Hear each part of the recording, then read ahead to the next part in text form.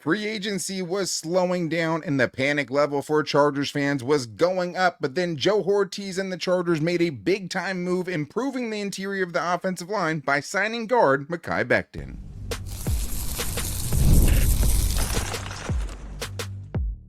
You are Locked On Chargers, your daily podcast on the Los Angeles Chargers. Part of the Locked On Podcast Network, your team every day. What is up, and welcome into the Locked On Chargers podcast. I'm your host, Daniel Wade, joined as always by my co-host, David Droegemeier, and we've been covering the Chargers now for 9 seasons, but this is our 7th year as the host of the Locked On Chargers podcast, bringing you your team every day. Thank you to the everydayers out there for making us your first listen. To make sure that you never miss the show, go subscribe or follow for free on the Locked On Chargers YouTube channel and listen wherever you get your podcast from. David, what do we got today? Well, Daniel, Justin Herbert has a brand new body card in the form of the mountain. Mekhi Becton, the 6'7", 360-pounder, is now a member of the Los Angeles Chargers, and I think everybody is very excited about that move. And he joins a right side next to Joe Alt to form two colossal road pavers on the right side of the offensive line. And I think we all feel like that's a big upgrade, but also that there is still very much other work to be done. There is, and not just on the offensive line as well, because this is a great move that they needed to do, but there still are other positions that haven't been addressed to the, point that we feel really secure about them. But it starts with the good news, and that is the reaction to the Mekhi Becton signing, because it is such just a big move, especially at that point of free agency. But today's episode is brought to you by FanDuel. Right now, new customers can get $200 in bonus bets when your first $5 bet wins. This is a huge upgrade. This is what we went into the offseason wanting to see. We want to see 2 of those positions upgrade, but you needed the first one. I think after the first week, rightfully so, there was a little bit of panic as you see these guards start to come off the board. You're like, okay, well, there's obviously a very low bar for what the Chargers could say this is an improvement, but you do want to see them kind of take a swing and get someone that you feel really good about, and Mekhi Becton definitely fits on that list. He was in kind of the second tier after the Trey Smiths of the world of guards that we would have liked to see with the Chargers, and I just love that they got it done. They found a significant improvement in both aspects, run blocking, pass blocking, and also you get a dude that feels very Jim Harbaugh-like to get your right guard to be 6'7", 360 plus, to be next to a 6'8", 320 plus pound Joe Alt. That feels like Jim Harbaugh type of football. So it is really cool to see that imposing duo now manning the right side for the Chargers. I'm ecstatic. This was the move that we all were waiting for, right? This was what we all wanted to see. Something that was tangible that could make a real difference on that offensive line.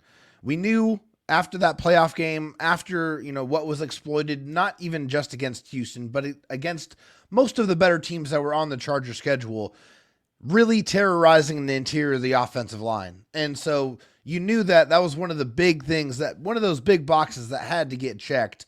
And I think when you look at this deal here, this is a really good deal for both sides. I think you look at the money and you look at the years, I think it's a good deal.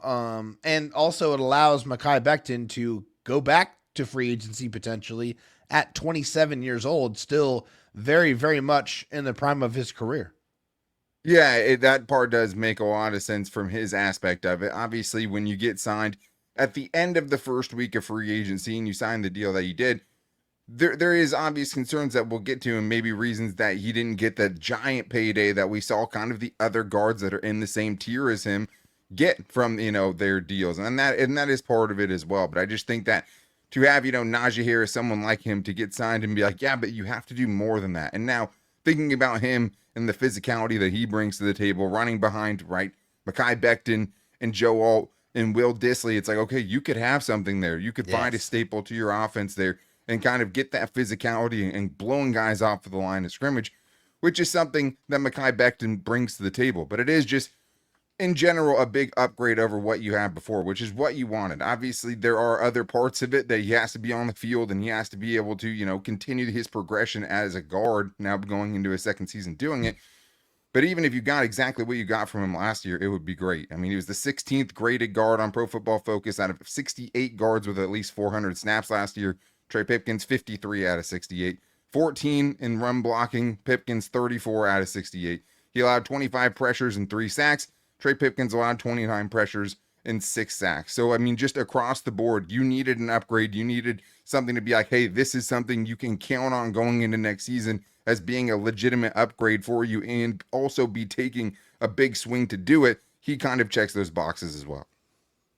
He really does. And I think after a much needed move from left tackle into guard, I think this is probably where he should have been playing all along in the NFL. I think he was a serviceable tackle in college football, but I think this is one of those guys where you understandably were having questions about his ability to deal with speed on the outside, and that very much really affected him. He gave up 12 sacks and 50 pressures at left tackle with the Jets before getting moved inside to play guard, which, you know, fits his profile and his strength and his what he actually does well a lot better than at tackle. And I think you saw that in the first season here with, you know, a 75.2 overall grade, 63.6 in pass blocking and over 70 in run blocking as well. So Mekhi Becton, for only playing guard for one season is very much an upgrade and looked the part. And I think we can reasonably expect him to get even better the more time he gets to spend playing in that position.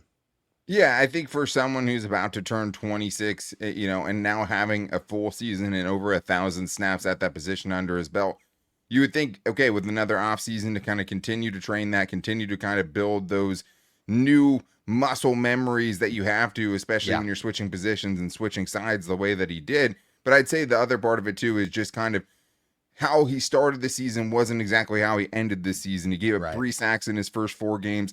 Didn't allow 1 sack for the rest of the season and the rest of the games that he played. And also 4 out of his last 5 games of the regular season, he allowed 1 pressure or less. So he definitely kind of grew into that role. And I think back to your point just about the contract, this is another part where you don't know if he was the Chargers' first option, right? This is who they ended up with. But it does feel like there's a sense that they kind of waited out the egregious deals where maybe some guys got some massive overpays and found something much more in the kind of range that they wanted to pay while still solidifying one of those positions on your offensive line that you desperately needed to. I mean, 2 years, $20 million at 10 million per season annual average value. You're not going to find much better than that, at least at the top of the guard market. And you look around and see a Will Fries get 5 years for $88 million, at 17 plus million per season with a significant injury he's coming off of his own. Aaron Banks, 4 for 77.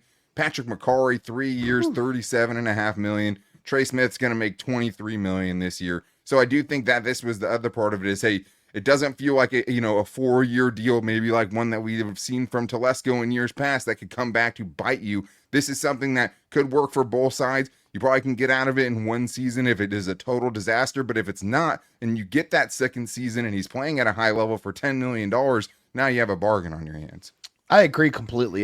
Like I said, I think looking at this deal, this is something that makes a ton of sense for both parties involved. You have a player that just came off of a really good season playing a new position that still has some youth on his side. And if he is able to, make good on this contract, then he could make a big payday for his next contract. So I feel like this is one of those, not necessarily a prove it deal, but it's like, hey, show me that the last year was more of the new state of the norm versus an anomaly, and you could turn that into your next big payday. Yeah, and I mean, it just feels like they paid less than what the market value was for Mekhi Becton. And there's some, medicals and stuff that have to check out with him and some other issues that we're going to talk about. But to get him for the 21st highest paid guard salary for someone that feels like they could easily outplay the deal. Like if he plays as well as he did last season, if he just doesn't improve at all and you just get that level of him, that's worth more to you than $10 million per season easily. Hands down, especially for a free agent. You didn't have to pay close to $20 million. You didn't have to reset, the market at guard. You got him for a very reasonable contract, but you also need him to continue to play at that same level. And that is the biggest question now is when you take him out of that perfect environment that he was in Philadelphia, is he still the same guy? So we're going to talk about that and some work that still needs to be done at left guard and more in today's Locked On Chargers podcast. First, I have to ask you guys, have you ever checked your bank account and wondered where did all my money go? Between dining out, online shopping, and entertainment, it's easy to lose track, and that's where Monarch Money comes in. Your personal CFO giving you full visibility and control over your finances. Monarch Money isn't just a budgeting app, it's a complete financial command center. You can track all of your accounts, investments, and spending in one place. So you can stop just managing your money and start building your wealth. When I started using Monarch, I started to really realize just how much I was spending on certain things like food delivery. Now I budget smarter and save more, and I just got done with my first month of Monarch, and I beat a lot of the numbers I was at last month, which is just a great feeling. Having a number that I can kind of shoot for as far as improvements is something I really love about Monarch Money. And managing money with your partner, like my wife, is smoother than ever, and you can track shared and personal accounts, set goals, and stay on the same page without the stress. Take control of your finances with Monarch Money. Use code LOCKEDONNFL at monarchmoney.com for 50% off your first year. That's monarchmoney.com, code LOCKEDONNFL for half off your first year. Also, it's the best betting time of the season because March Madness is here, and FanDuel is giving you a chance to get on the action like never before because there's so many games that you can be betting on. You want as much at your disposal as possible, and right now, new customers can get $200 in bonus bets when your first $5 bet wins. That's $200 extra bucks to use on everything from buzzer beaters, Cinderella stories, and even who is cutting down the nets. It's coming. I have to start off with the first four coming on this week. We got San Diego State playing on Wednesday in the first group of games to kick things off in the tournament. I have to go with the hometown Aztecs for me to cover the 3.5 point spread against the North Carolina Tar Heels. I also got my eye on a couple other underdogs, but FanDuel makes it super easy to bet on them with spreads, totals, and game props as well. With tournament games happening almost every day, and so many of them happening pretty much every day, there's always something exciting to bet on, and the FanDuel app is simple to use, and when I win, I get paid instantly, no waiting around. So visit FanDuel.com and get on the college hoops action all tournament long. All right, David, let's continue here getting into the kind of ripple effect of this move. The Chargers signing Mekhi Becton to a 2-year deal that's worth $20 million and really fitting one of the big pieces that you had to hope that they would. And when they talked about trying to not let Justin Herbert down again, and kind of the fact that they did him a disservice in that playoff game and didn't give him a chance, knowing that he was going to be the one that took the brunt of the hate after it, right? And the commitment to shoring things up for him. And that they got one step closer at by signing Mekhi Becton. But it does also come with some risk as well. I mean, Mekhi Becton, like I said, there's a reason he didn't go off the board and sign a 5-year, $88 million contract like Will Fries did, even coming off like a broken tibia, right? He was in the perfect environment. That's the first thing, right? Can you get out of him what the Eagles got out of him? He has all that experience now. That doesn't, leave. He has the experience of also playing with some of the best minds and, just physical ability on the offensive line and the best coach in the league in Jeff Stoutland. That is part of the worry there, is can you continue to get that same amount of play out of him when he's not going to be next to, a really good center and a Hall of Fame right tackle? So I think that is like a legitimate concern, something that you hope, hey, with more experience, maybe that mitigates it a little bit. But I'd say that's on kind of the question marks and red flags. And also there's a little bit of injury history there as well, where you want them to take these swings, but it does also come with some risk as well. For sure. And I mean, at this point in pretty much anybody's NFL career, there's going to be some injury issues that you have to pay attention to. There's not a lot of prospects outside of, probably Najee Harris, who has never missed a single game in his NFL career. That is very much a few and far between situation. But yeah, for Mekhi Becton, he has kind of a history of knee injuries and issues throughout his career. He's had multiple knee surgeries so far in his career. So that's one of the big red flags as far as an injury standpoint is concerned. I mean, obviously that's not something that you love to hear, but the good thing is when he has been on the field, at least after those injuries, he's played at an extremely high level. So you got to hope that, pairing him up with, the Chargers and their brand new multi-$100 million facility will allow them to be able to get that situation completely taken care of as much as you can and prepare him for the rigors of a, very, very violent NFL season. And as far as the fit is concerned, I think you love what it looks like on the right side with Joe Alt. And I think you see, obviously, that Joe Alt is very talented and he is very much the real deal. And I think you can see him as an ascending player, and both those guys could really grow together. I think it's just the center position that you probably are a little bit unsure of as far as how that's going to work out. But I think when you put on the tape and you watch Mekhi Becton, one of the things that is going to really play no matter what is that brute strength and his ability to just absolutely move people out of the way against their will. He's going to bring that with him every single time he steps foot on the field. Yeah, you can't coach size. That's a big part of it. But I would say the other encouraging thing is the fact that last season he missed one game with a concussion, but really the big chunk was just he got hurt the first game of 2021 and ended up missing not only the rest of 2021, but all of 2022 as well. As they tried to get him back on the field. But the last 2 games, last 2 years, he's only missed 2 games. Last year, you also have to count in the fact that they didn't play their starters in week 18, right? So it says he plays 15 games, but he only missed one of them due to injury, and obviously played in every playoff game where he did have a couple of rough games. That'd be another red flag there, but the Chargers needed a huge upgrade, and they're getting a significant one with Mekhi Becton. Even if he doesn't play, as well or make the same kind of leap as he did last season in a very good environment. But it does beg the question of what's the plan now at left guard? Because right guard, we assume, is going to Mekhi Becton. That's what he played last year. He only has 1 year of guard experience. Don't mess with it, in my opinion, right? But if they want to try Zion Johnson at center, and we feel like, it might be a competition between him and Bradley Bozeman has also played guard in the past, but switching those 2 guys doesn't feel like it really changes much, right? You move Bradley Bozeman to left guard and Zion Johnson to center.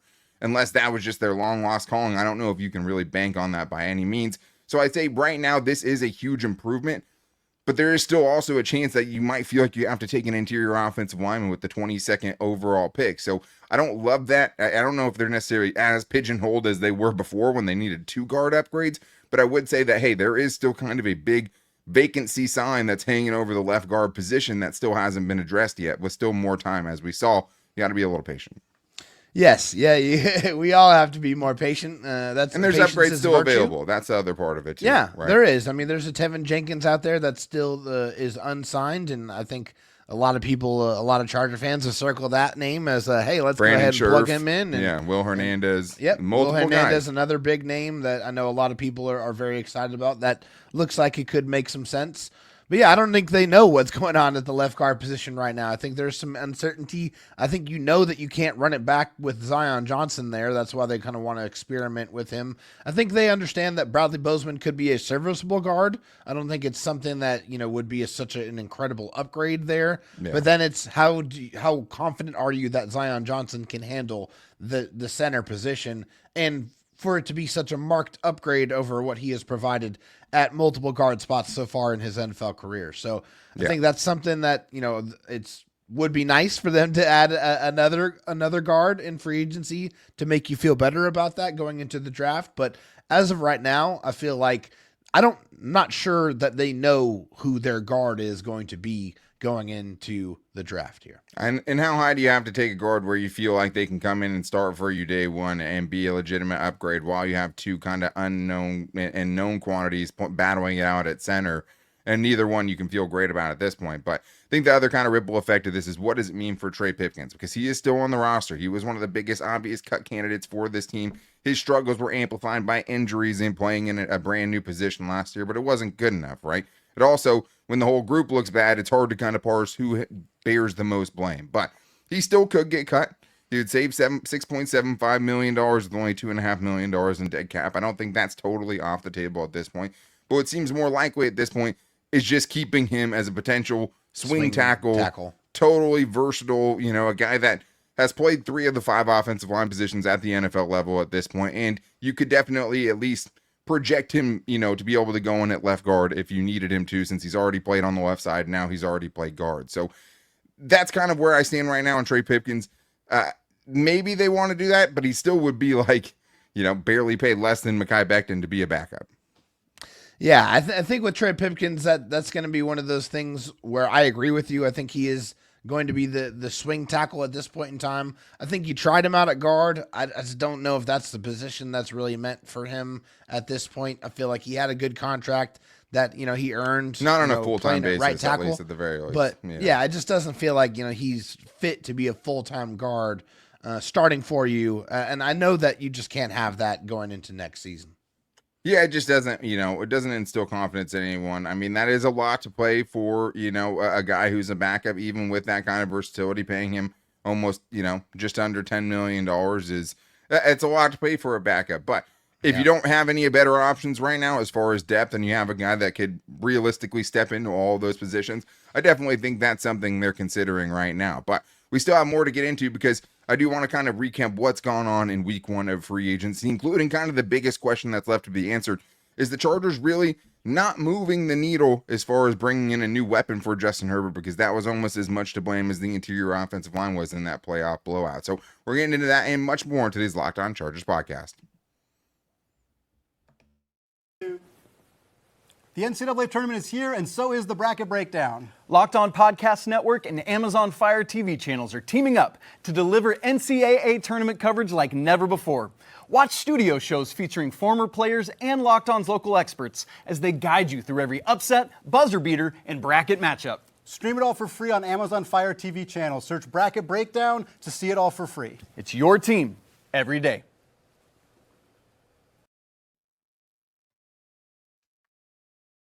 All right, David, well, we still have more to get into as we kind of recap week 1 of Chargers free agency. And I would say that the vision is starting to come together a little bit more, right? Last week, we talked about everything that still needed to happen. The Mekhi Becton signing is a big piece of the puzzle where you can start to kind of see what this puzzle is going to be, right? You got a big chunk of that puzzle figured out, but there's still some blank spots in it that have to be addressed, including a weapon, a pass-catching tight end, a receiver that moves the needle for Justin Herbert. But thank you, as always, for making us your first listen. If you need a second listen, make sure to check out the Locked On NFL Draft Show with my guys Damian Parson and Keith Sanchez as they get you ready for the next biggest part of the offseason, which is the draft. And it's been such a great thing for me to listen to as we get into all these free agents to keep up with everything on YouTube and wherever you get your podcast from.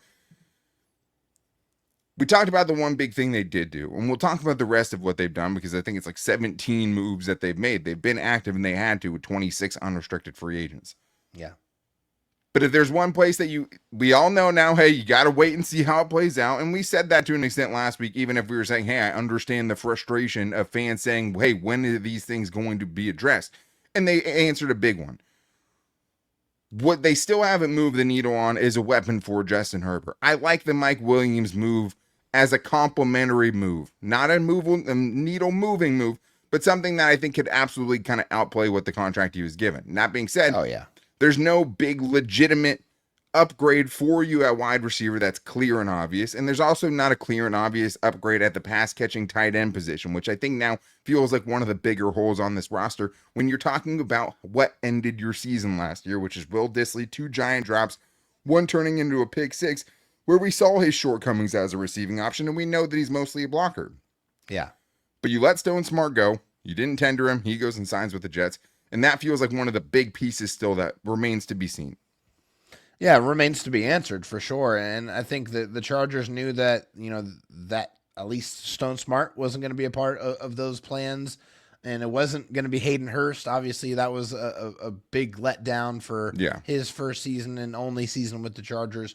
But that means that they obviously know that they have to replenish that room. And I don't know if you can go into the draft possibly needing multiple tight ends. And I think that's probably what it looks like right now when you look at this. And so are there some options out there? Absolutely there are. I mean, you could potentially go out there and trade for Mark Andrews. Maybe it's a little bit less likely now that they decided to actually pick up his $4 million roster bonus. Who knows? At least they're not going to let him go, cut him and let him go for free. And of course, the other option out there that's a hot trade candidate is the Philadelphia Eagles tight end Dallas Goedert, who is also another potential upgrade for sure for Justin Herbert and adding a weapon. We know Justin Herbert loves his tight ends. Just go ahead and get him a good pass catching tight end and see what this offense looks like with another element that defenses have to worry about.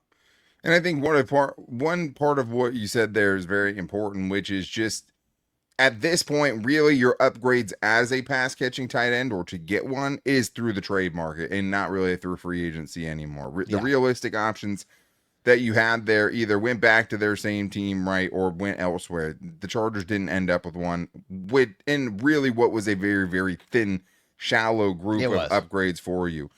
I think the Dallas, Mark Andrews, that, he made it to the 5th day of the new league year, meaning that they had to absorb that $4 million roster bonus check. So if they were going to move on from him, it did feel more likely to have something resolved by the end of that. It doesn't mean he's off the table, and it might just, come down to how much you're willing to give up, which for me, I stay firm on day 3 pick. I'm moving that for Mark Andrews for sure. The Dallas Goedert one's interesting because we know what the terms that they would agree are already, because Josina Anderson's out here reporting, hey, they'll take a day 3 pick in 2026 or 2027 to move Dallas Goedert. If that's the asking price, I would have done it already, potentially, right? And I think the one good thing for the Chargers specifically when it comes to Dallas Goedert is you're getting compensatory picks, right? You already got 3 more this year as far as day 3 picks that you have and the kind of ammo you have at your disposal.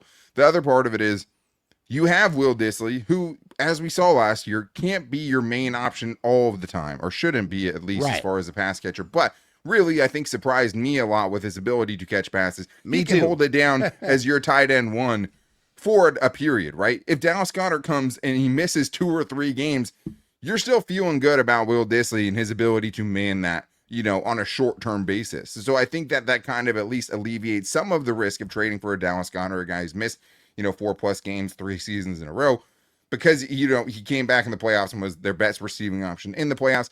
And you have someone, it's not a drop off. You're not going from him to Tucker Fisk if he gets hurt, right? You have a Will Dissly who proved himself as a better receiver than pretty much anyone thought. So that remains to be seen how they're going to address it. But I think the problem with it is right now is that as of this moment, it still feels like wide receiver and tight end both have to be very much in play with the 22nd overall pick. But you could also say that about the other position we talked about with left guard today too. So that's kind of where it just seems a little bit unfinished as far as that goes. But with all the moves that were made, and it was a flurry of moves, even if we didn't get the big moves that, would have really just kind of made, sent ripples through the NFL. It's 17 dudes. It's a lot of dudes that they've been able to bring back. And we're talking, Elijah Molden, huge. Mekhi Becton, huge piece. Bradley Bozeman, hopefully depth. Troy Dye, obviously, to go along with Denzel Perryman. And then late last week, Delshon Phillips, who I think to me is like the Nick Neiman replacement. Definitely. You secured your backup quarterback spot with Taylor Heineke, which I think was important. You got an outside receiver with Mike Williams, who, as long as he can stay healthy, I think brings a lot to the table and what you were missing there last year.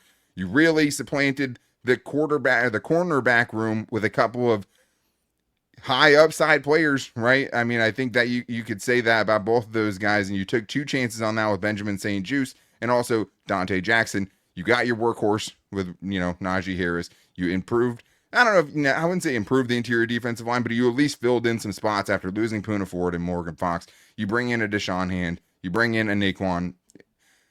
And you also got back to your Tart as well, right? So I think that factors into it too, is you replace the 2 guys and you feel good about the Chargers being able to elevate the guys that they brought in. Obviously, they see something there they think they can work with. It's starting to come together, David, and I think what you can see here is, as you put it to me before the show, very calculated, very measured. The Chargers didn't feel like they overpaid. There's no gross obvious overpaying on that list. Absolutely not. I think that the player that got the most money was Khalil Mack, and that's $18 million guaranteed. And I don't think anybody has any issue with that whatsoever. I think you look at that and say every penny of that is earned. You know what he brings to the table. You know the leadership, the type of player he is. So important to get that done too. Very, underrated very important. Move. Yeah, I'm glad that they did it. And yeah, you look up and down these moves. There's nothing that's longer than 3 years with Elijah Molden's 3-year contract. And there's a lot of 1-year deals once again.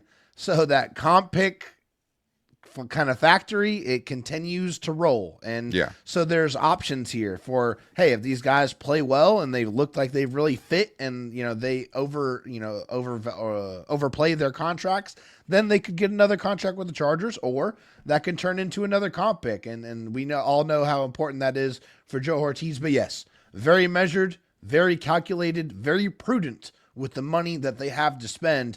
And I think, they've done quality work here.